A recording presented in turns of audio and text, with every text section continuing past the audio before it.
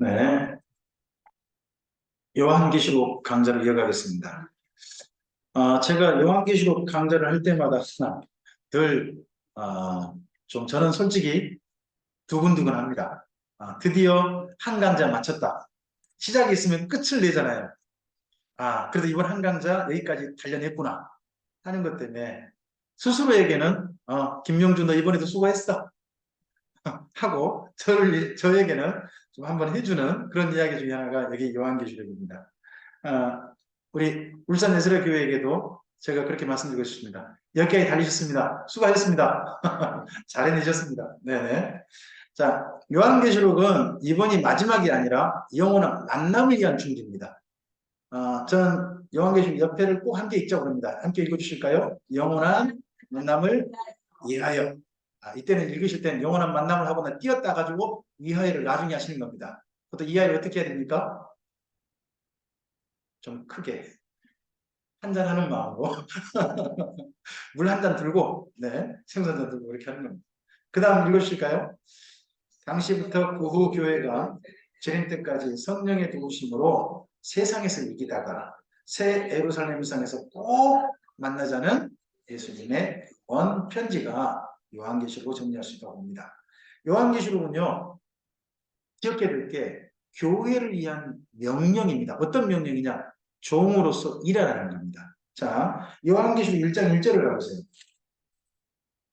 1장 1절. 네. 읽어보세요.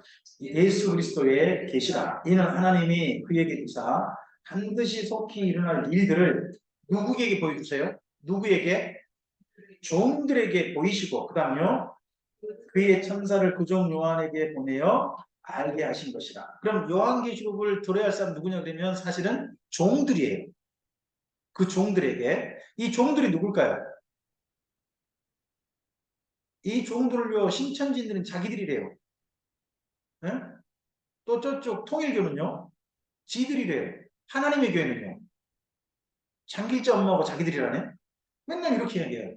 근데 여기 이 종들이란 누구냐? 22장을 가보세요.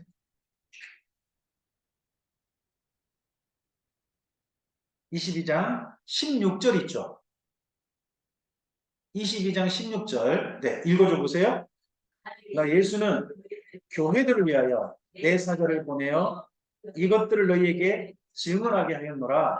나는 다윗의 뿌리요 자손이니 곧 광명한 새벽별이라 하시더라. 자, 예수님은 누구를 위하여 이 요한계시록을 증언하게 하셨다고요?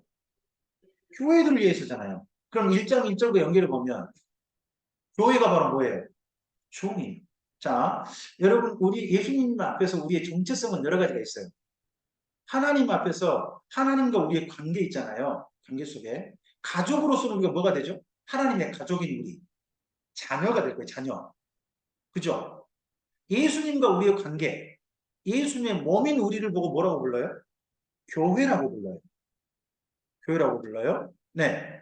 그리고 이 땅 가운데서 주님의 일을 맡은 사람들, 주님의 일을 명령받은 사람들 보고 뭐라고 하는 거예요? 종이라고 해요. 종이라는 말은 일을 맡은 사람인 거예요. 그러니까 요한계시록은 교회에게 주어진 이야기인데, 교회가 하신 이야기인데, 교회 보고 뭐 하라는 이야기인 거예요? 일하라. 그러면 요한계시록을 읽고 난 다음에 뭐 해야 돼요? 일할 마음이 생기셔야 돼요. 그래 요한계시록 잘 읽으신 거예요. 자, 두 번째. 앞을 보시면요. 요한계시록은 요한의 증언록에 보고든 걸 편지로 보낸 겁니다. 그리고 요한계시록은요. 묵시가 아니라 계시예요. 보여야 할 걸 확실히 다 보여주셨다는 거예요. 그러면요. 많이 해석할 필요가 없다는 거예요. 많이 해석. 그러려면 어떻게 되느냐. 요한계시록이 많이 해석할 필요가 없는 성경이라는 것을 먼저 충분히 확인을 하고 여기 읽으셔야 돼요. 그래서요. 요한계시록을 읽기 전에 제가 꼭 부탁드리는 이야기가 있어요. 그건요. 구약 성경을 제대로 읽으시라는 거예요. 요한계시록에 나오는 상당히 많은 표현은요. 이미 구약 성경에 쓰이고 있는 표현들이에요. 그 표현들을 바르게 이해하면요. 요한계시록 해석할 내용이 확 줄어들어요. 이미 해석된 내용이니까.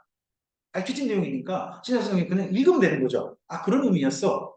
하는 거죠. 우리나라 말에 혹시 안성맞춤이라는 단어 있나요? 안성맞춤이 원래 뭐죠?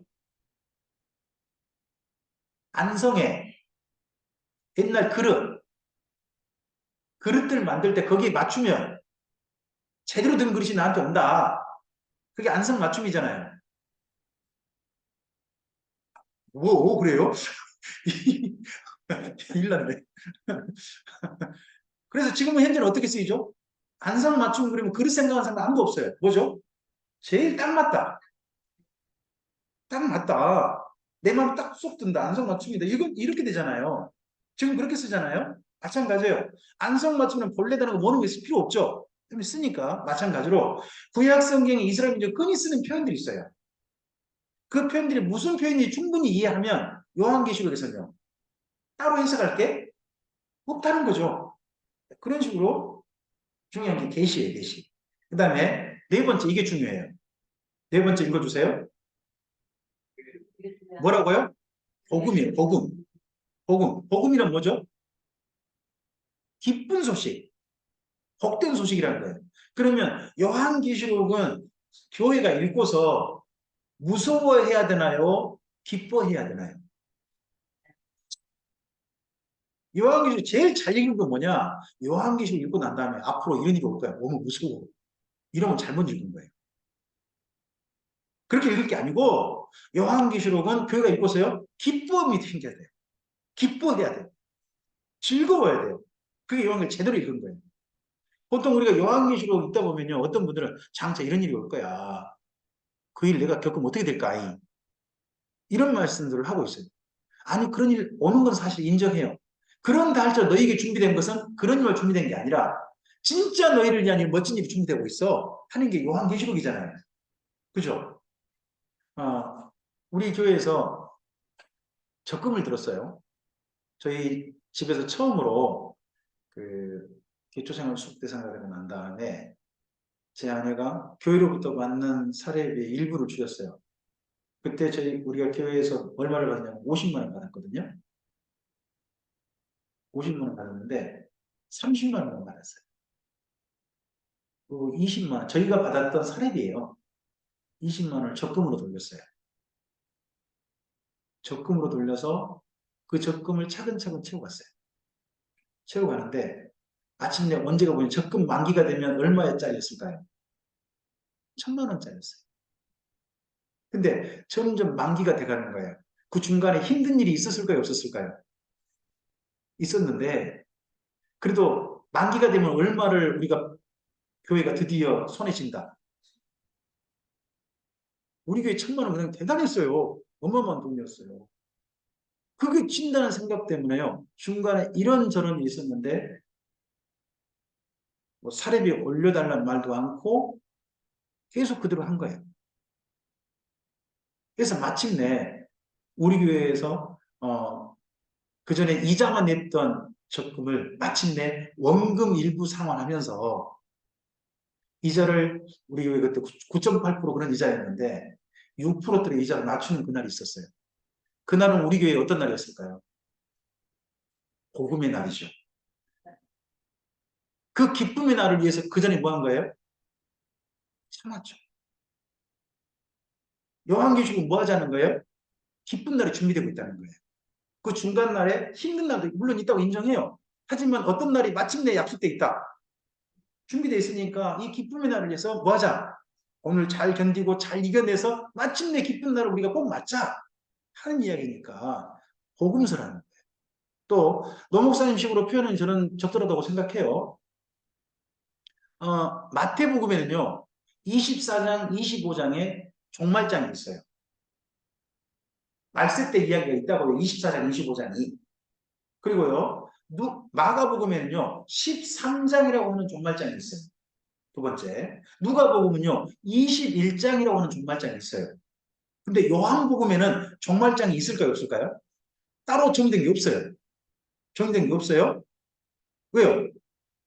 사도 요한은 예수님의 종말장을 쓰려고 보니까 너무 많은 거예요, 양이. 그래서 책을 한 권 따로 쓰게 하신 거죠. 2차 박해 때. 그 내용이 어떤 내용?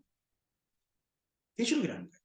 자, 어, 마태복음 24장, 25장도 마태복음이죠.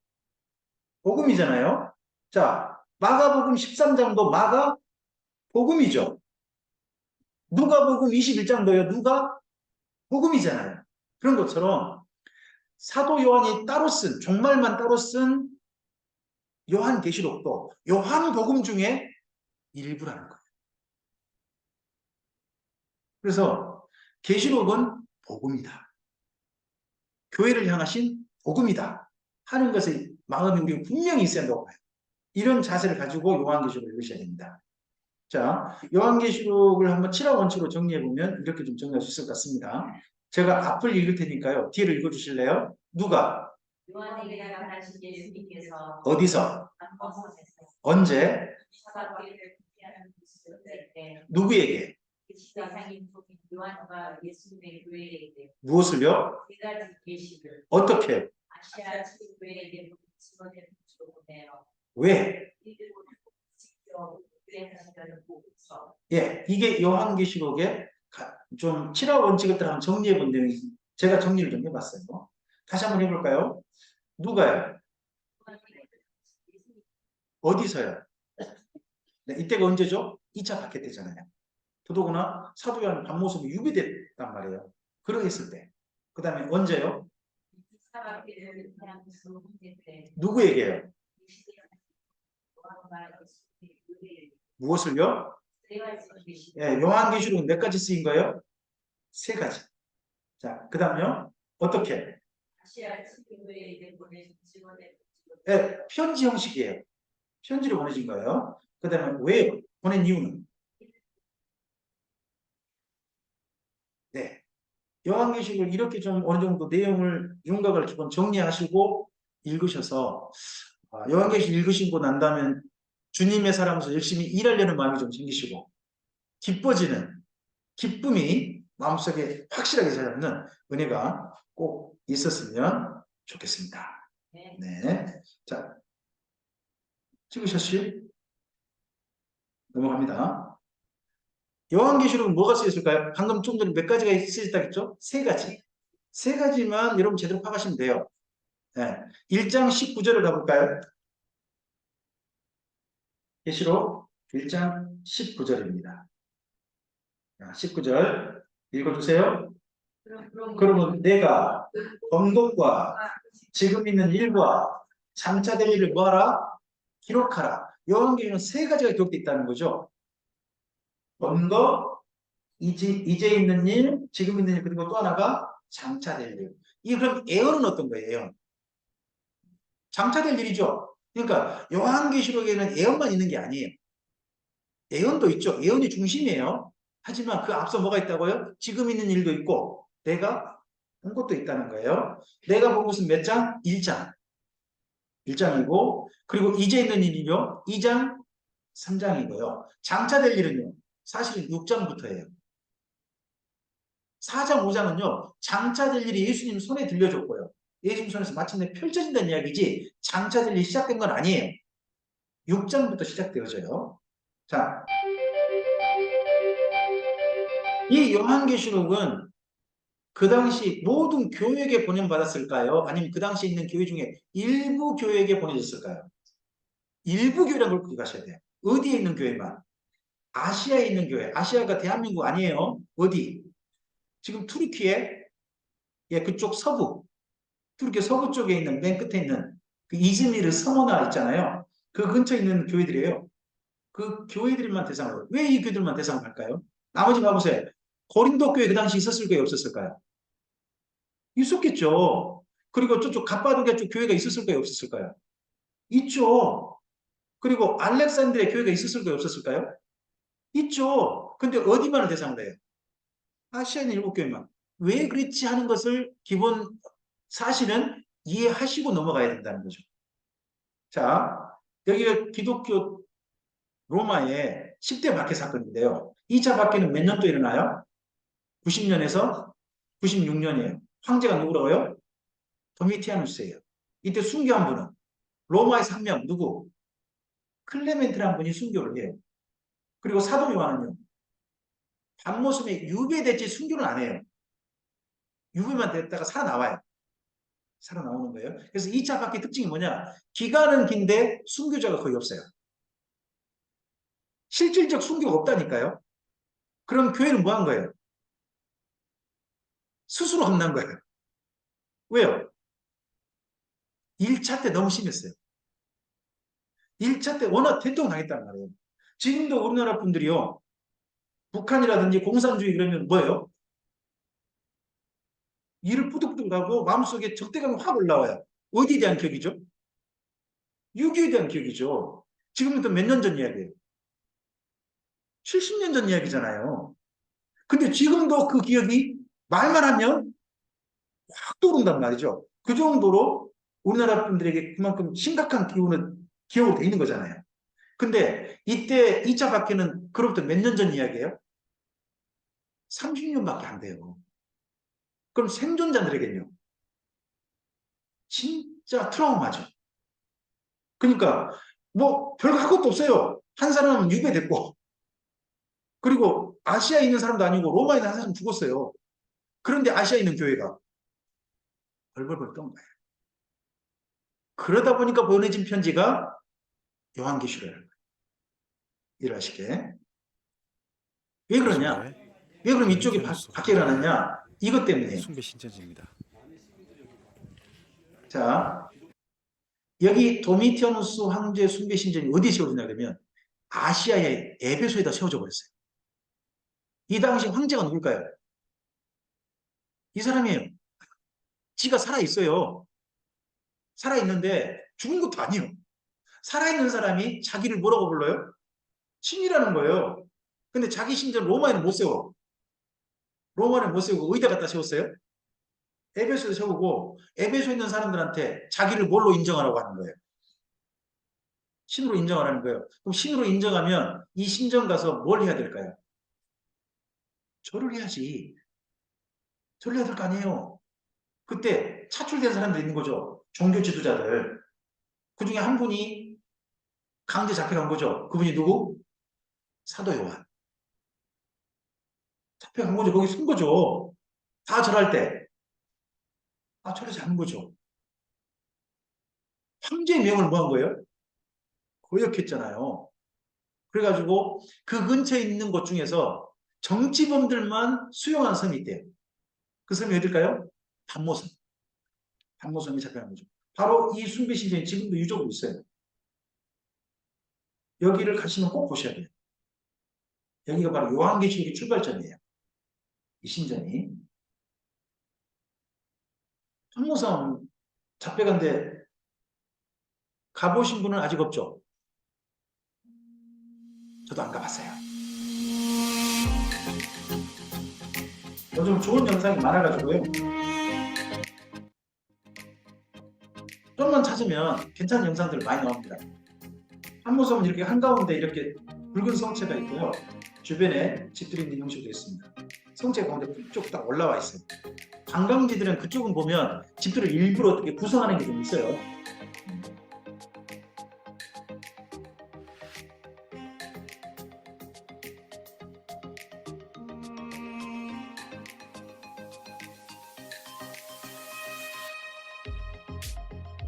예전엔 이곳에 돌을 채석하는 채석장이 있었다고 해요.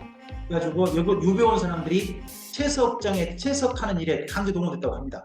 그러니까 돌 깨다가 죽는 거예요, 사람들이. 죽어 나오는데 사도 요한은 돌 깨다가 살아나온 거죠.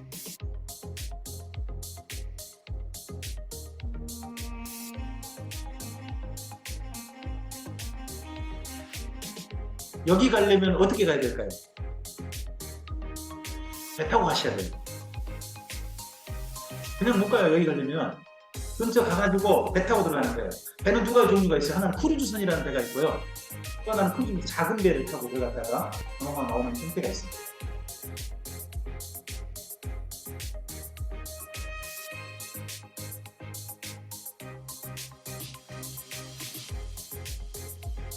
이곳에 가면 뭐 사도 요한이 계시받았다고 하는 동굴교회 그런 것도 있고요.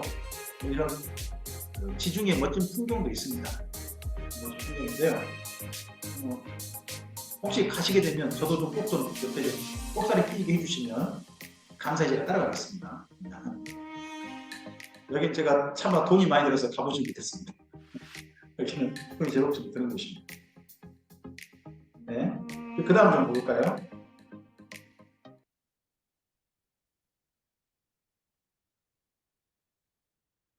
네, 요한계시록은 뭐뭐가 썼다고요? 내가 본 것과 지금 있는 일과 장차될 일을 했잖아요. 근데 지금 현재 교회에 실제 핍박이 왔다고요, 안 왔다고요? 실제 핍박은 안 왔다니까요. 근데 교회가 지금 뭐 하고 있다고요? 벌벌 떨고 있다니까요. 자, 벌벌 떨면 교회는 그다음 어떤 행동할까요? 숨어버려요. 숨으면 기독교는 어떻게 될까요? 그냥 조용히 사라지는 거예요. 교회는. 그러면 기독교가 안 돼요. 이어지지 않는 거예요. 교회는 어떻게 해야 돼요? 그렇게 겁나고 두려운 상황에서라도 사랑하는 일을 계속해야 돼요. 그게 교회예요. 그게 생명 있는 교회의 특징입니다. 자, 그러다 보니까 1장에서 하는 이야기 뭐냐 그러면 겁내지 마라. 겁내지 마라 하는 거예요. 자, 그럼 이 교회가 왜 겁났을까요? 아시아에 있는 교회들이 왜 겁이 났을까요? 쉽게 생각해 보세요. 그동안 아시아의 제일 중요한 지도자가 누구였을까요? 아시아교회 전체 이리저리 다니면서 교회를 전부 다 품에 안고 가르치고 순회전도 일을 실제 했던 분이 누굴까요? 사도 요한이었겠죠. 근데 그분이요. 갑자기 하루아침에 잡혀간 거예요. 그럼 아시아에 있는 모든 교회들은 갑자기 누구를 잃어버린 거예요? 마치 그 아버지 같은 지도자를 잃어버린 거예요. 자기를 돌봐줄 진짜 책임자가 없어진 거죠. 거기다가 그 황제 순비신이 없어졌어요? 안 없어졌어요? 그대로 있어요. 그러면서 자꾸 주변 종교들은 거기 강요해가지고 절하고 있어요. 그럼 교회는 언젠가 모션을 좀 취해야 되겠다 하는 그런 마음이 있을 거 아니에요. 그런 지경이라는 거예요. 그런 지경이었을 때 교회가 그래서 이축되고 있을 때 주님께서는 그러지 말아요. 자, 여러분 교회는 그 당시 아시아 교회는 사도 요한이 지켰을까요? 예수님이 지키고 계셨을까요? 예, 그걸 보여주는 거예요. 아시아의 7교회를 뭘로 보여주시죠? 딱 그림을 보여주시죠. 이미지가 딱 되게 보여주세요. 그게 뭐예요? 촛대, 촛대. 촛대. 근데 이게요, 7촛대라고 되는데, 한번 여쭤볼게요. 어, 예수님이 계신, 그, 성전에 촛대 있죠? 촛대는 한 개인가요? 7개인가요? 한 개의 등불만 7개가 있죠? 그죠? 그럼 7개의 등불이, 등잔대 불이 하나 있는 대가 7개가 있었을까요? 아니면 한 대에 7개 등불이 있었을까요?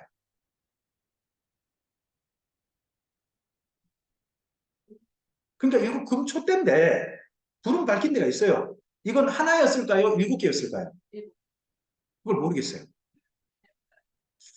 그걸 모르겠어요. 근데요, 지금 예수님께서 교회를 지키고 계신 모습이 나오거든요.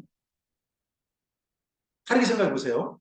자, 7개 교회인데 사실은 모두 다 예수님 안에 한 교회라면, 예수님 몸인 교회라면 옛날 성전에 있던 그 메노라라고 하는 7등잔이 있는 그걸로도 생각할 수 있어요.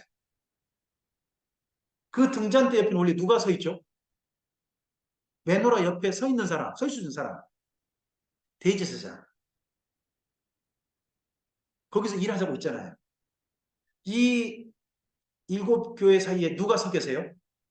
사도 요한이 아니고 예수님이 서 계시죠.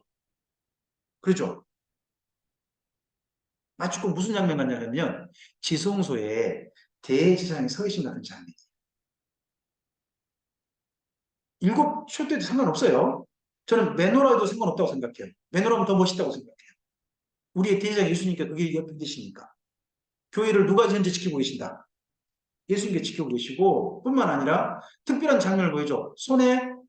오른손에 뭐를 붙잡고 있다고요? 7별이에요. 왜 하필 오른손에 붙잡고 있을까요? 뭐 왼손에 붙잡을 수도 있지 않나요? 오른손에 꼭 붙잡아야 돼요? 왼손 붙잡아야 돼요? 여러분 핸드폰 어느 손에 드세요? 주로 핸드폰 어느 손에 드세요? 아, 오른손에 드세요? 이렇게 하시는구나. 어떤 분은 왼손에서 열심히 들고 이렇게 하시는 분도 있던데, 저는 왼손에 들고 오른손을 쭉쭉쭉 이렇게 하지 않나요? 예. 다 나름 손에 들 수 있잖아요. 또 근데, 여기 1장 읽어보면 좀 말이 좀 안 될 것 같은 장면이 나와요. 오른손에 7개 붙잡고 있다 그랬죠. 그랬잖아요. 그랬는데, 거기 17절 봐보세요. 17절. 내가 볼 때에 그의 발 앞에 엎드러져 죽은 자 같이 되네. 그가 어떤 손을 내게 얹어 주셨어요? 지금 오른손이 뭐 하고 있는데? 근데도 오른손을 얹을 수 있나요? 그때 얼른 왼손에다 별 붙잡고 오른손 얹어줬을까요? 모르죠. 하여튼 장면이 오른손을 자꾸 나와요. 이게 뭐냐 그러면 이 글을 읽는 분들에게 뭔가 이미지를 자꾸 말하고 싶은 구약성경의 이미지. 그 부분만 이해하시면 돼요. 자, 시편 17편 7절을 찾아보세요.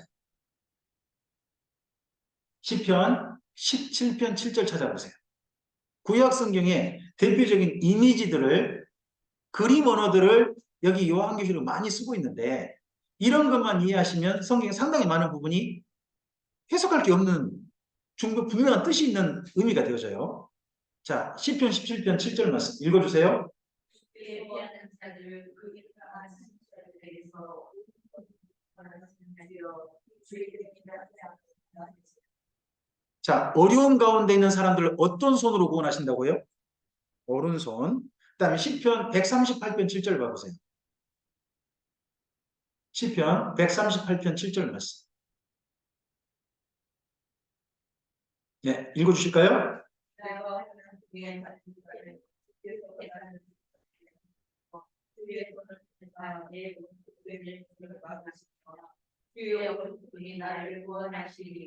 내가 환난 중에 다닐지란 말이 먼저 전제되죠. 환난 중에 있는데 주의 오른손이 나를 뭐 한다고요? 구원하신다고 하죠. 그 다음에 이사야서 41장 10절은 너무 잘 하시는 말씀이에요. 찾아보세요. 이사야서 41장 10절 말씀.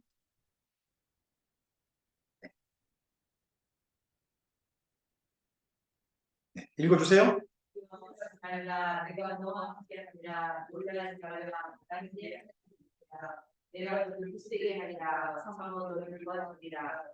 그리고 나의 의로운 오른손으로 너를 붙들리라.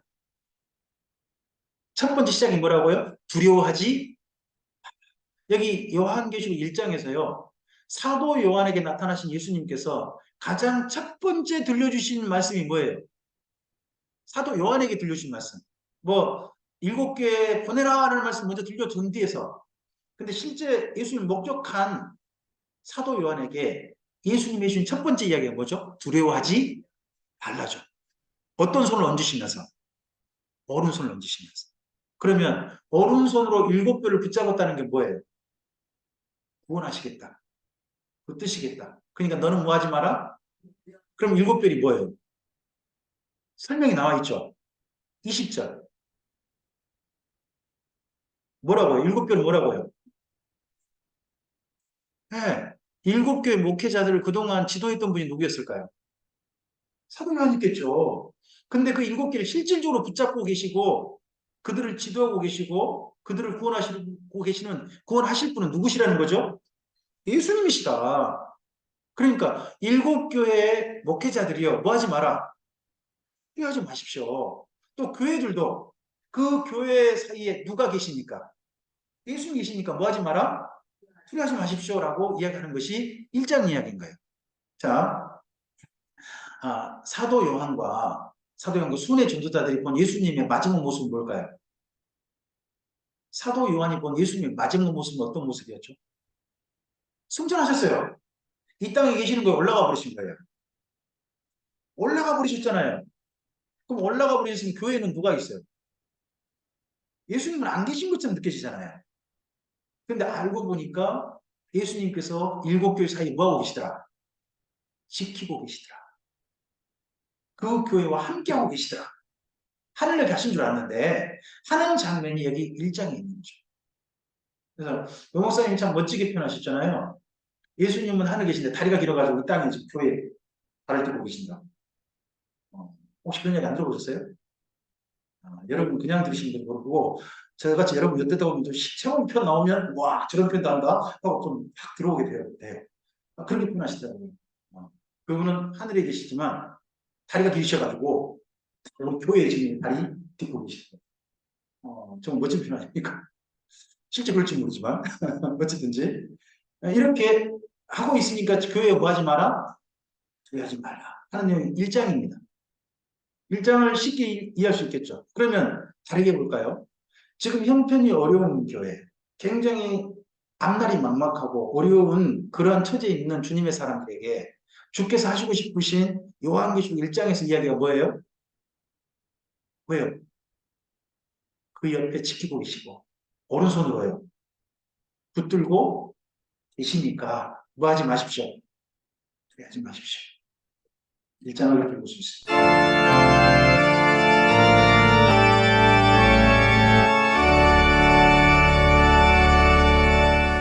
보통 그림을 이렇게 그리죠. 촛대가 뭐 7개 이런 식으로 그리는 그리고 그 사이에 계신 예수님의 이야기로 이렇게 그립니다. 2장과 3장은요. 2장과 3장은 이제 있는 일입니다. 이제 있는 일은 뭐냐 그러면 항상 있는 일이라는 거예요. 항상 있어요. 과거에도 있었고 지금도 반복되는 일이라는 뜻이에요. 지금도 반복되는 거. 자, 그러다 보니까 반복적인 일이니까 첫 번째 어떤 시각이에요? 보편적 시각이에요. 그래서 7개 이야기를 하는데요. 그 교회는 어느 교회에서도 일어날 수도 있다. 지금 내 삶에서 우리 교회에서도 일어날 수 있다는 생각으로 읽으시는 게 2장 3장이란 말이에요. 2장 3장은. 그 다음에 두 번째 어떤 시각이 필요해요?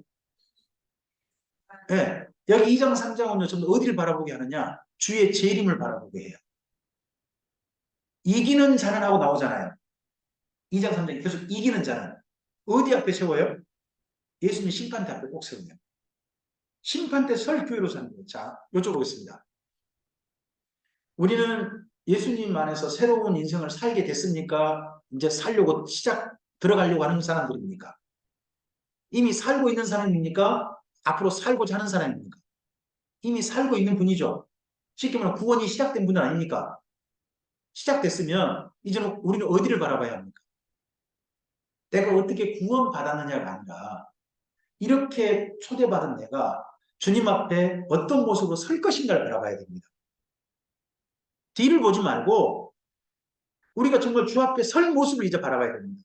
왜요? 우리가 주님 앞에 이제 확실히 들어왔잖아요. 그럼 돌아볼 필요도 없는 거예요. 이제 주님을 확신한 사람이라면 주 앞에 내가 이제 이런 사람 서자 하는 모습을 바라보다 보니까 2장, 3장은 전부 다 심판대를 바라보게 합니다. 심판대. 그 다음에 그러다 보니까요. 어떤 모습이 필요할까요? 내가 지금 잘하고 있느냐 잘못하고 있느냐를 보셔야 됩니다. 지금 현재를 보면 내가 잘하고 있는지 잘못하고 있는지 보일 거 아닙니까? 그거에 대해서 이걸로 보는 겁니다. 늘 잘하고 있고 잘못하고 있는 건 늘 보이기 마련입니다.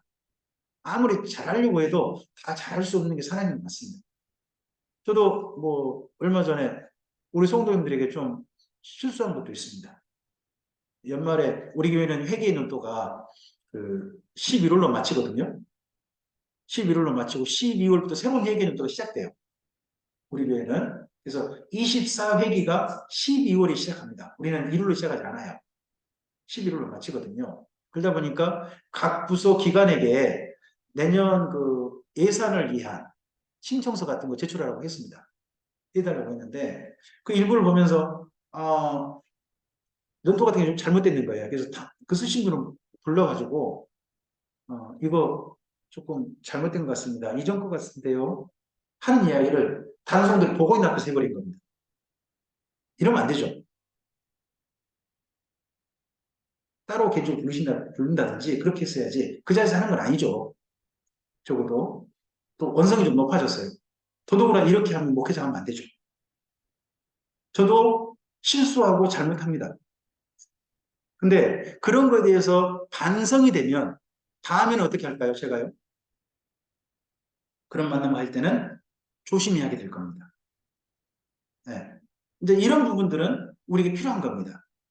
잘한 게 있다면 더 잘해야 되겠지만 혹시 실수하거나 잘못한 게 있다면 반복하지 않는 게 중요한 겁니다. 그걸 배우기 위해서 2장, 3장을 읽는 겁니다. 자, 글쓴 방향을 보면요. 반모섬에서 보내는데 그 교회 순서 있죠. 에베소 교회, 서머나 교회, 버가모 교회, 도아드라 교회, 사대 교회, 빌라델 교회, 라오디게 교회 편지 보내라고 그러죠. 읽어보면 순서가 이렇게 되잖아요. 한번 확인 한번 해보실래요?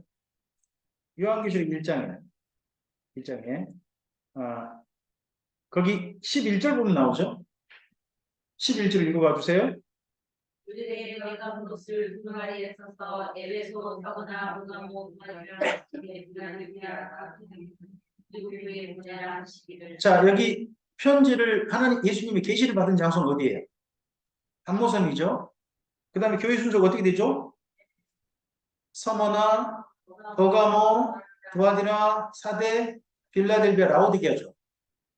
뭐가 혹시 보이신 거 없으세요? 이거? 이게 그 당시 도로예요, 도로.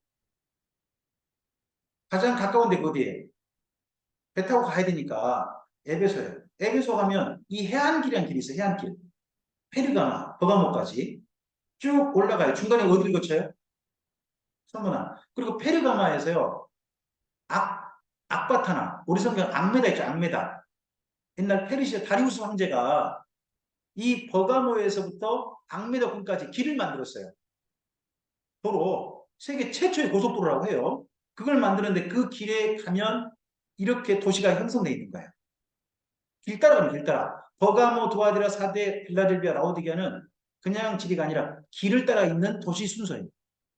그러면 이거 보면 뭐가 보이냐 그러면 여기서 보낸 편지를 가장 먼저 가장 가까이 있는 의의 받고 그 다음 의서 받고 그 다음 의의 받고 그 다음 교회 그 다음 교회 그 다음 교회 이게 뭐죠? 회람서신이라고 그러죠. 길에 있는 순서를 따라서 편지가 쭉 전달되게 합니다. 만약에 이게요, 이 길이 아니라 뭐 이렇게 봅시다. 에베소, 라오디게아, 버가모, 서머나, 도아디라, 빌라델비아, 사대 이게 길 순서와 상관없이 썼다면 어쩔까요? 상관없이 이름이 있다면 그러면 이게 그 당시 교회가 아닐 수도 있다고 생각할 수 있어요. 그 당시 교회가 아닐 수도 있다. 근데 이 순서로 돼 있다는 말은 뭔 말이죠? 편지 1차 대상자는 누구다? 그 당시 교회다. 하는 걸로 읽을 수 있는 거죠.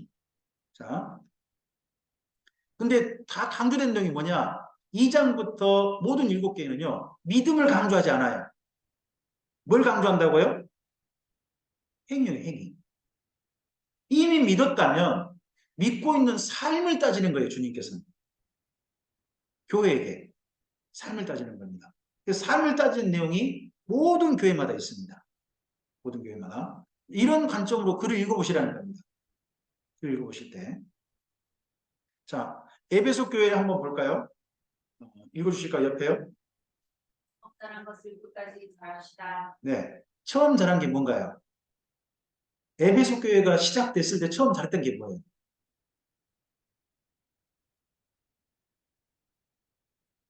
교회 역사를 생각하셔야 돼요. 에베소 교회 누가 개척하셨어요? 바울. 개척해서 처음 하신 일이 뭐예요? 말씀을 가르쳤어요. 어디에서? 두란노송에서 몇 년간? 2년간? 어떻게? 날마다. 가르쳐서 그 다음 어떤 일이 벌어졌죠? 아시아 전체에 복음이 퍼졌어요. 그러면 2년간 가르쳐서 어떤 일이 벌어진 거죠? 지역에 가르침 받은 사람들 파송한 거예요. 이게 에베소 교회 처음 한 일이에요. 시작한 일이거든요. 근데 여기 지금 반모섬에 사도연이 잡혀가고 지금 황제 서슬이 시퍼렇고 하니까 교회가 어떤 일을 중단했을까요? 이 일을 지금 안 해버리고 있는 것 같아요. 안 해버리는 거 보고 부탁하는 거예요. 그 일 하라는 거예요. 그게 진짜 당신들이 할 일입니다. 부탁하고 있는 게 에베소 교회예요. 다음 서문화 교회요. 읽어주세요. 예, 거기 죽도록 충성하라는 말은 죽을 힘을 내어 충성하는 말이 아니에요. 원래가요. 죽는다 할지라도 충성하라는 말이에요. 그러니까 죽음도 맞는다는 거죠. 그러다 보니까 서머나 교회가 하신 이야기 이런 얘기 나와요. 이기는 자에게는 둘째 사망의 해를 받지 않게 하실 것이다. 그러면 둘째 사망이라면 첫 번째 사망은 겪는다는 이야기죠. 둘째 사망이 지옥 가는 거잖아요. 그러면 첫째 사망은 죽는다는 이야기죠. 그래서 서머나에서 주님을 위해 죽었던 대표적인 사람이 누구죠? 폴리카.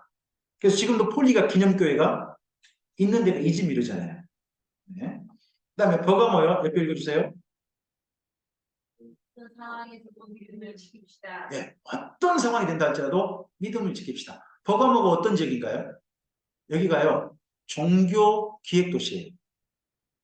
이 도시에서 살려면 어떤 일에 종사해야 될까요? 종교 관련된 일을 해줘야 돼요. 그 종교 뭐 물건을 대든지 또 각 그 신전에 찾아오는 손님들이 있겠죠. 손님들 대상으로 숙박업을 하든 손님 대상으로 뭐 우상 장사를 하든 그런 거 해야 먹고 사는 거예요. 그런 걸 해야. 그런 도시가 어느 도시? 호감모예요. 근데 그런 도시 속에서라도 주님을 믿는다면 해야 할 일이 극히 제한되겠죠. 할 수 있는 일이 사실 제한될 수밖에 없겠잖아요. 그런다 할지라도 주님을 끝까지 믿고 이 도시 속에서 주님을 위해 살아라는 거예요. 그게 이 버가모 교회에게 주어진 이야기입니다. 그 다음에 두아데라 교회는 뭐라고요? 지금 전 이런 이야기를 들었으면 좋겠어요. 지금 잘하고 있으니까 더 이상 잘할 거 없다. 두아데라 교회는 이런 이야기 들어요. 사대교회는요. 사람이 아닌 주님을 기준으로 오늘 자꾸 우리가 누구랑 우리 신앙생활을 누구를 맞추려고 그러냐면 옆에 사람이 하는 것만큼 맞추려고 하는 게 의외로 있어요. 네. 맨 처음에 교회를 누구를 따라 나왔어요. 따라 나온 사람은 누구 보고 교회 생활을 좀 맞춰갈까요? 자기를 맨 처음 교회 데려온 사람 있잖아요. 그 사람에 맞춰가지고 그 다음 뭐 하는 게 있거든요. 여기 사대가 굉장히 오래된 도시고요. 사람 눈치를 많이 봐야 되는 곳이에요. 근데 그곳에서 주님을 기준으로 주님 사람들 좀 눈치 그만 보고 주님을 기준으로 온전을 추구하십시오 하는 이야기가 사대교회에게 주는 충고입니다. 그리고 빌라델베 교회는 뭐라고요? 주님이 알아주시고 지키시니 주님을 따릅시다. 이 빌라델베 교회는 끝까지 주님을 따랐어요. 주님을 따른 결과가 뭘까요? 빌라델베 교회가 주님을 끝까지 따른 결과가 뭘까요? 한 사람도 남기지 못하고 다 죽었어요. 이슬람이 쳐들어왔을 때 1200년경에 이 도시는 해림을 당했어요. 싹 죽었어요. 그런다 할지라도 믿음을 지켰던 도시가 어딜까요? 빌라델베 교회. 정말 주의 말씀대로 끝까지 존재했던 교회가 빌라델베 교회인 거죠. 그 다음 라오디게 교회입니다. 자만하지 말고 열심을 냅시다. 네, 자만하지 말고 열심히 냅시다 하는 겁니다. 자칫하면 우리는 넉넉해. 우리한테 뭐 필요한 게 있어. 이 정도면 됐지 뭐. 이럴 수도 있다는 거죠. 여기가 에베소입니다. 여기 우리 장로님 부부께서 계신 이곳이 사도 요한 기념교회고요. 여기가 여러분 알고 계시면 이곳은 카르도라고 불리는 신전이 있는 거리들 그곳입니다. 그리고 여기 살짝 그물 쳐진 이곳이 이 중간 사도 요한 기념교회하고 카르도 중간에 있는 곳인데요. 여기가 누가의 무덤입니다.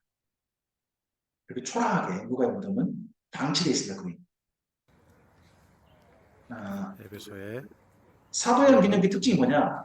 아시아 7개 지역이 있죠. 시대에 만들어졌고 그 지역에 돌들을 다 가져왔습니다.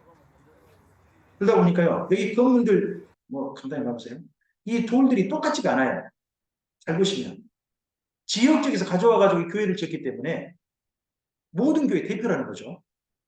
그래서 다양한 돌들로 이 건물이 언덕 위에 크게 지어져 있습니다. 네? 모든 지역에 7개 지역의 돌들이 함께 합쳐져가지고 대표적인 교회다 하는 특징을 이 건물의 비잔틴 제국 때 만든 거죠. 근데 지금은 이렇게 유적만 남아있고요.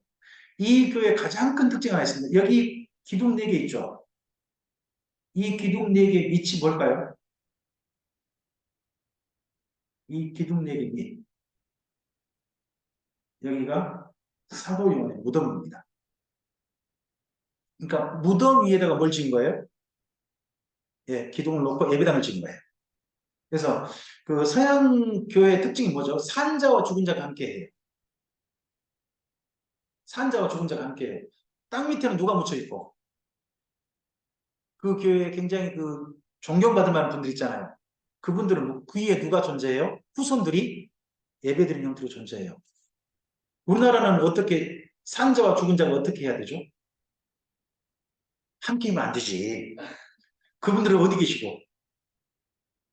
아니 공동묘지에 계시고 우리 따로 살아야죠. 근데 이들은 이렇게 이야기 같이 있는 거죠. 여기가 서머나입니다. 제가 서머나를 못 가봤어요. 서머나는 굉장히 큰 도시고요. 튀르키예의 3대 도시 중에 하나입니다. 여기 가면 뭐가 있다고요? 홀리가 기념교회가 있습니다. 이 교회가 어느 위치에 있는지도 저도 잘 모르겠어요. 근데 이 서머나에 가신 분은 여쭤봤거든요. 서머나 어디만쯤 있던가요? 했더니 하신다. 한글 하신 말씀 뭐냐? 성지순례를 하도 바쁘게 다녀가지고 어디가 있는지 몰라요. 차가 서면 거긴가 보다. 한다는 거죠. 하여튼 여기 서머나 이즈미르 안에 있다는 겁니다. 이즈미르 도시는 굉장히 커요. 실제 항구 도시고요. 화려합니다.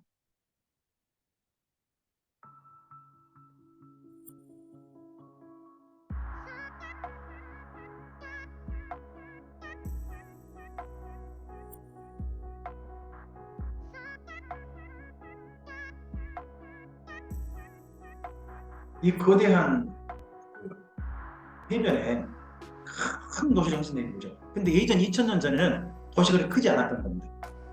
이 도시는요, 특징이 뭐냐 그러면 그 이전에 해림을 당했어요. 도시가 없어졌어요. 없어졌는데 로마 제국 때 다시 도시를 만든 거예요. 그러다 보니까 이 도시에 예수님이 뭐라고 하시냐면 죽었다가 살아나신 이가 가라서 이렇게 다 하시거든요. 이 도시 특징이에요. 이 도시도 없어졌다가 다시 만들어진 도시거든요. 그래서 예수님과 관련돼서 그렇게 생각하는데 지금은 거대한 도시로 그렇죠. 이곳에 가서 혹시 배구 선수가 유명한 우리나라 선수가 가서 이름 날렸는데 김연경이 이곳에서 활동했어요. 이곳 활동한 데가 여기입니다. 한번 가볼만 하겠죠? 이곳에 성지순례할 게 아니라 관광을 한번 가보고 싶다는 네. 버가모는요 실제 이 산 위에다가 엄청나게 큰 신전들이 다 모여 있었습니다. 그럼 이 신전들이 누가 올까요? 신을 좋아하는 사람이 다 찾아오는 겁니다. 그러니까 로마 제국에서 가장 큰 관광 도시가 어디였겠어요? 이 버가모죠. 자기가 좋아하는 신을 찾아올 수 있으니까. 왜 이곳에 오게 되느냐? 이곳에요 전설이 하나 있대요. 페르가마의 전설, 유명한 전설이 있는데 혹시 여러분 들어본 것이 있을까요? 이곳이 제우스의 고향이랍니다. 제우스가 이곳에서 태어났다네요. 그러다 보니까 당연히 어떤 신전이 있게 될까요? 제우스 신전이 있죠. 근데 지금 살아있는 제우스, 제우스도 신의 아들이잖아요. 살아있는 제우스가 또 누굴까요? 로마 제국에서. 황제. 그러다 보니까 제우스 신전 옆에 황제 숭배 신전 두고요. 다양한 신전들 그 아래 두가지고 사람들을 유혹하는 거죠. 이런 도시였습니다. 그럼 여기서 먹고 살려면 어떤 일을 해야 되겠어요?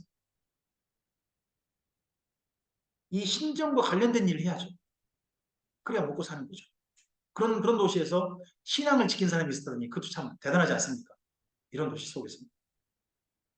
이거 가면 유명한 아스클레피우스 신전이 있습니다. 이렇게 큰 신전이 있는데요. 4,000명 넘게 수용할 수 있다고 그러죠. 이곳이 치료의 신이에요.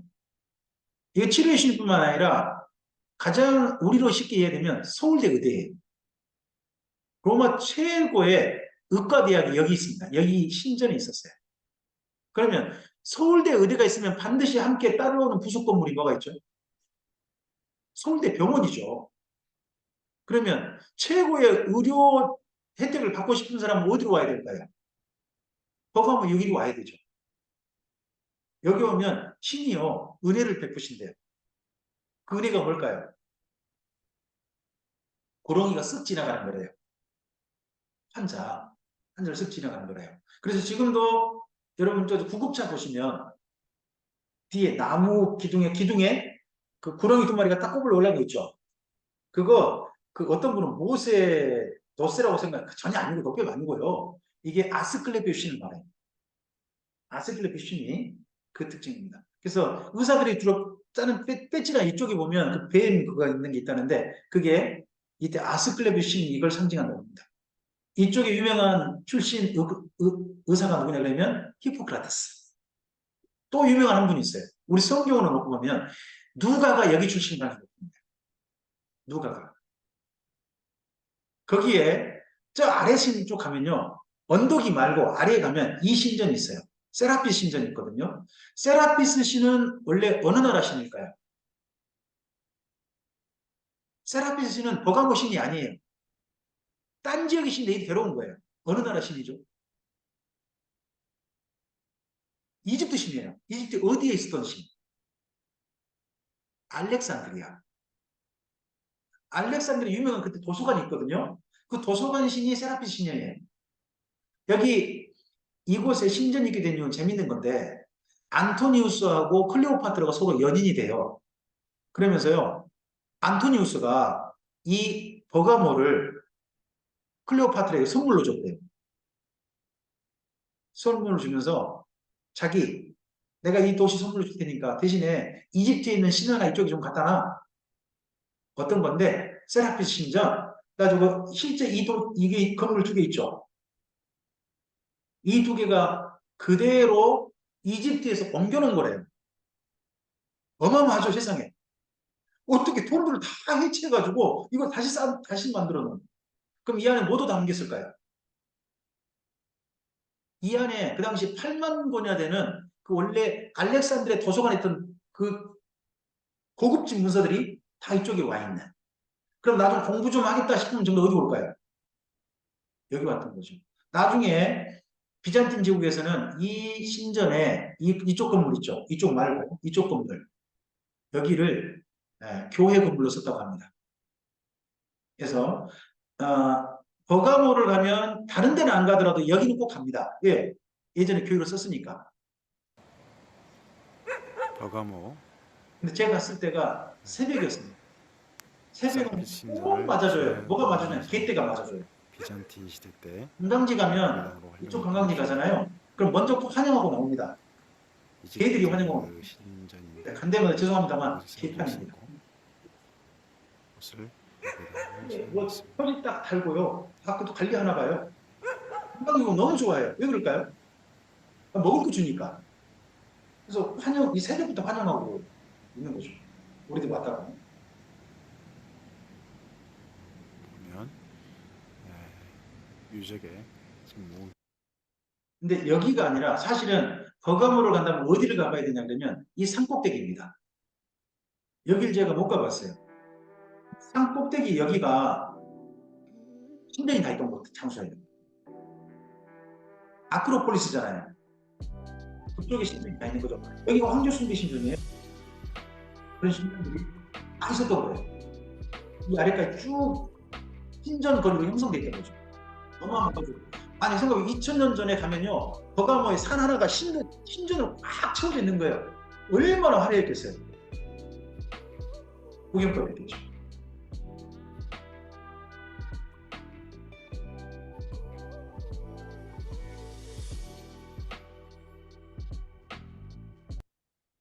그 다음에 교회가 어딘가요? 두아디라입니다. 두아디라는 공장이 많았던 곳입니다.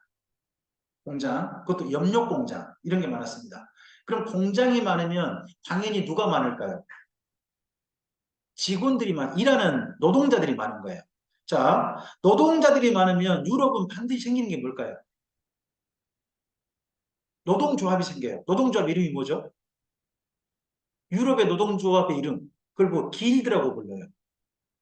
길드가 엄청나게 발전한 도시가 두아디라예요. 그만큼 공장이 많았다는 거죠. 이 두아디라에서 나온 유명한 제품을 팔았던 여인이 있었죠. 혹시 기억나세요?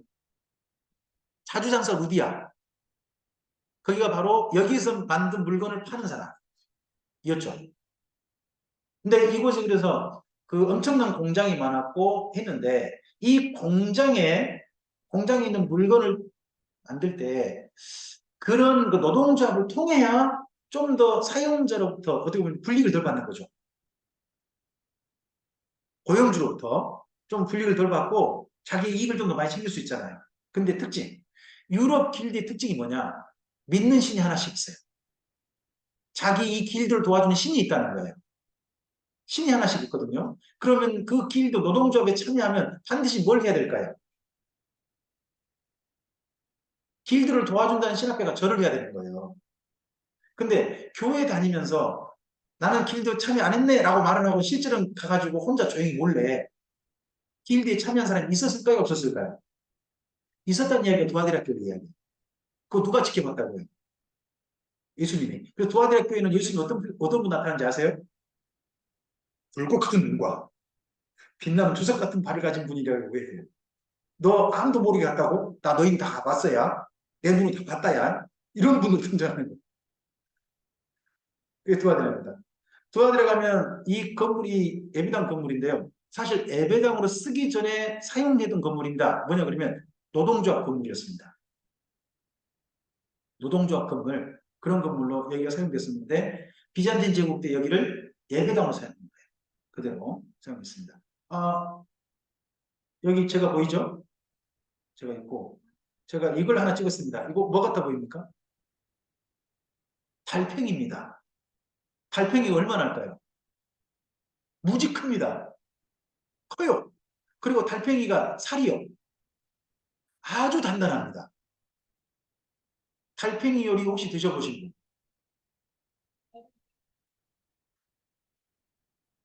달팽이 요리를 드셔보신 분이 이야기를 이렇게 하더라고요. 달팽이 요리는 전복맛 비슷하대요. 전복맛 비슷하대요. 좀 맛있다는 이야기죠. 근데 제가 여기 이 달팽이 보면 느꼈던 게 뭐냐. 살이 이렇게 단단하고 크다면 먹을만 하겠다. 하는 생각을 제가 했어요. 그래서 하도 신기해서 아침에 이거 보고서 제가 일부 좀 찍었죠. 두아디라 교회 유적지입니다. 이 건물이 그 전에 노동조합 건물이었고 나중에 영유 예배당으로 공장이 쓰였던 많았던 이곳에 네, 그리고 벽의 두께가 돌담의 두께가 엄청나게 두꺼워요. 그 말은요. 자주 장사를 했던 한층 높이 미리아의 안 했을 거라는 고향이기도 거죠. 합니다. 두아라고 하는 지금 이렇게 공주 때문에 생긴 두아디라 현재입니다. 마을이 그리고 그 다음 교회가 사대죠. 사대는 원래 말은 사르디스라는 말이거든요. 여기 사르디스라는 말은 무슨 뜻일까요? 그쪽 말은 살아남다라는 뜻이에요. 살아남다. 살아남다. 그래서 이 교회 이름이 뭐죠? 사대교회인데 예수님이 뭐라고 하냐? 살았다는 이름 가졌으나 이게 뭔 말이냐면 사르디스라는 말 뜻 자체가 살아남다라는 말이다 보니까 그 말 갖고 예수님이 이야기하신 거예요. 네. 사대는 가보면 여기 대부분 납니다. 이게 아데미 신전입니다.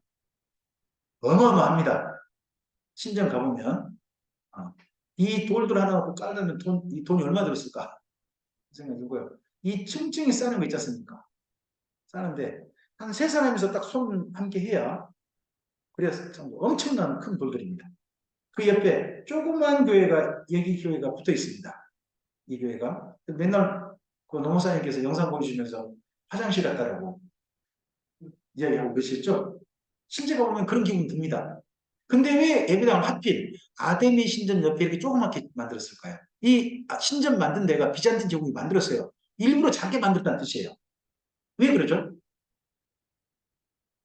사대교회에 흰옷 입은 자 몇 사람이 있다고 성경 보면 있잖아요. 그런 사람 속에 그래도 누구는 존재한다? 몇 사람. 그러니까 교회를 일부러 어떻게 지은 거예요? 작게 아데미 신전 옆에다가. 그들의 성경 본문을 기억해서 이렇게 지은 거지 화장실 생각으로 지은 건 아니더라고요. 이런 부분들은 그래도 왜 그렇게 지었는지 하는 의미도 가서 실제로 보시는 게 중요합니다. 그 다음에 빌라델비아입니다. 빌라델비아는 이렇게 도시 흔적만 남고요. 지금 거의 없어요. 완전히 해림을 당해버려가지고 상당히 고통을 많이 받았지만 끝까지 신앙을 지킨 정말 죽기까지 신앙을 지킨 도시가 이 도시였습니다. 간 데마다 중요한 건 뭐냐? 먹을 게 맛있습니다. 장모님 부부께서 드시고 계시잖아요. 어, 거기 그냥 가볍게 구운 빵이에요. 가볍게 솥위 같은 데 있잖아요. 솥위 같은 데 가볍게 구워서 내가지고 한 빵인데 뭐 아무 양념도 안 들어갔는데 정말 맛있게 먹을 수 있습니다. 그리고 여기는 라오디게입니다. 옛날 로목사님이 다녀오셨을 때 라오디게아 유적이 발굴이 안 됐었습니다. 근데 그 이후에 지금 현재 라오디게아가 완전히 유적이 많이 발굴됐습니다. 복원도 되고요. 해가지고 진짜 볼거리가 많은 데가 라오디게아입니다. 라오디게아. 또 라오디게아 왜 가있느냐? 라오디게아 바로 옆에 히에라폴리스가 있고요. 라오디게아 바로 옆에 골로스가 있습니다. 세 개가 붙어 있거든요. 그래서 여기는 꼭 가볼만 하죠. 두 번째, 여기에 그냥 걸어가지 않죠, 귀족들은. 이 거리가 라오디게아 걸어가겠어요? 막 중심거리였습니다. 꼭 중심거리가 빠져 있죠. 있잖아요. 그래서 이 거리 옆에다가 비잔틴 제국 때 예배당을 지었습니다. 말 두 개가 지나가려면 네? 알 수 있는. 그래서 말 두 개가 지나가면 폭이 넓어야 되잖아요. 자, 혹시 이 가에 기둥들 있죠? 기둥들. 이 사이는 마차가 몇 대가 다닐 수 있을까요? 지금은 4차선, 6차선 그런 거 있잖아요. 그런 것좀 그 당시에 가장 큰 도시는 마차가 2대가 왕복하는 거리입니다. 그렇게 짓고 있고요. 여기 기둥들을 잘 보시면요. 기둥들이 한 가지 돌이 아니에요. 그죠? 이 라오디게아에서는 돈들이 많아가지고요. 그 당시 로마 제국에서 좋다고 하는 돌들 있잖아요. 곳곳에 돌도 가져와 유명한 명품 돌들을 다 세워가지고 이 거리를 만든 거예요. 거리를. 그러면 여쭤볼게요. 한 가지 더. 이 안쪽에 살짝 공간 보이죠? 여기가 뭐 같으세요? 기둥 안쪽에 이 거리. 공간. 근데 가서 조금 이런 지식을 가지고 가시면 훨씬 더 많은 게 보여요. 이게 뭐냐 그러면요. 차 마시는 곳이래요. 물건 파는 곳이 아니래요. 물건 파는 곳이 이 안쪽이래요. 먼저는 길가에 딱 손님 보면요. 먼저 뭐 하는 거예요? 차 한 잔 대접하는 거예요. 그러면서 안에 뭐 이번 신상 들어왔어? 라고 물어봐가지고 이번 신상이 왔어요? 라고 안을 인도하는 그것이 이쪽 문화라는 거예요. 그래서 이 기둥 바로 안쪽은 무슨 거리? 차 마시는. 근데 그건 호객용인 거죠. 네. 그러고 난데 그 안쪽에 뭐가 있었다? 유명한 명품 상품들 그런 게 돼 있었다. 하는 형식으로 아고라를 간 데마다 그렇게 보시는 거예요. 그럼 생각해 보세요. 빌립보에서 장사했던 분이 누가 있죠? 루디아 있잖아요. 루디아 그런 루디아의 명품관이 분명히 빌립보 아고라에 있었을 거예요. 그럼 루디아가 물건 파는데 그 앞에 가면 사람이 다니는 거리 앞에 뭐가 먼저 있을까요? 차 마시는 거. 그리고 그 안쪽에 들어가면 무슨 상품이 진열되어 있을까요? 자주색으로 물들인 옷들이 그 당시에 비단이나 이런 거에 물들인 최고급 돈은 그냥 주면 안 되고 요즘 같으면 1억 줘야 되고 몇 천만 원 줘야 되는 그런 옷들이 안에 쫙 있는 거죠. 사모님 이번에 신상 왔는데 어떠세요? 하고 보여주고 하나만 팔면 뭐 1년 먹고 사는 뭐 그런 어마어마한 일들이 이런 데 이제 벌어지는 거죠. 그럼 이걸 보면 라오디게아 그 당시 라오디게아 사람들 부가 어느 정도 있다는 뜻이죠. 이 정도로 긴 거리에 명품관이 쭉 형성됐단 말은요. 이들 다 먹고 살다는 거잖아요. 돈들이 엄청난 도시다 하는 겁니다. 실제로 이 도시는 그런 도시였습니다. 말이 하나가 지나가면 또 장사. 그 옆에 가면 히에로글리가 있습니다. 파무칼레라고 불리기도 하고 온천이 나는 곳이죠. 이곳에 가면 우리 성경에 빌립이라는 분 있죠. 그분이 순교했던 저 위에 여기가 빌립 순교 기념 교회가 있는 히에로글리스는 바깥입니다. 바깥에가 여기가 있고요. 그 안쪽에 내려가면 히에로글리는 건데 여기까지 올라간 분이 별로 없어요. 히에로글리 온천 있는 데 가면요. 거기서 한 30분 정도 걸어 올라가야 되거든요.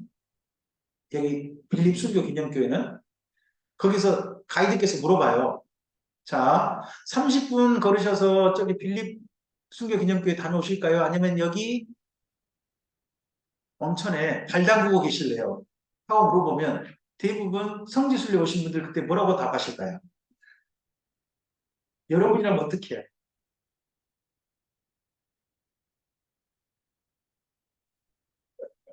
우리 일행 중에도 우리 일행 중에도 한 40명 됐는데, 네, 그 중에서 빌립 교회 간 분은 10분 조금 넘었어요.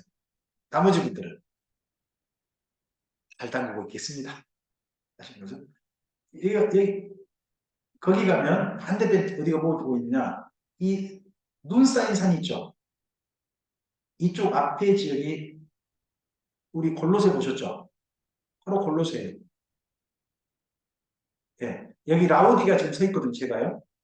라오디가 바로 뒤편에가 산 쪽이 골로새가 있습니다. 이런 산지가 있는 거죠.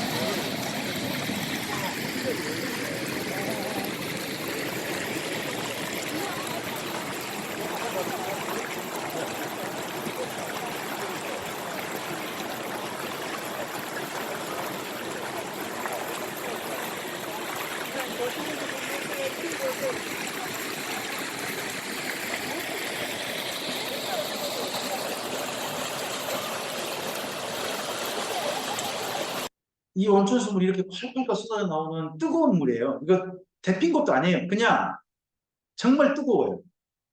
천연 온천수예요. 이 물이 콸콸 쏟아져 가지고 이 가쪽으로 전부 다 발 담그고 계시는 거죠. 우리나라에도 이런 그 길거리에서 발 담그고 있는 그 온천수 있는 데가 어디가 있죠? 제가 느낀 건데요. 울산 예술학교 수련분들 진짜 직통인가 봐요. 가보신 데가 없어요. 못하게. 다들 그래도 여긴 제일 잘 산다고 하는 그런 동네 같은데 어떻게 다들 집에서만 지내시나 봐요. 별로 안 가보고. 제가 그 전에 경험하기로는 대전 있죠. 그 다음에 유성? 그쪽 가면 그 발 담그고 있는 데가 있더라고요. 길가에. 한번 경험한 적이 있어요. 그래서 발 한참 담그고 걸어왔던 기억이 있습니다. 안 가보신 데가 참 많아가지고 이야기하기가 가끔 답답할 때가 있어요. 자, 여기까지 하시고 잠깐 쉬셨다가 우리 그 다음 이야기 이어갈게요. 네, 우리 벌써 2가지는 끝냈거든요. 한 가지만 하면 돼요. 자, 지금 몇 분이죠? 네, 지금 3시 8분인데요. 3시 20분에 그 다음 강좌 이어가도록 하겠습니다. 네.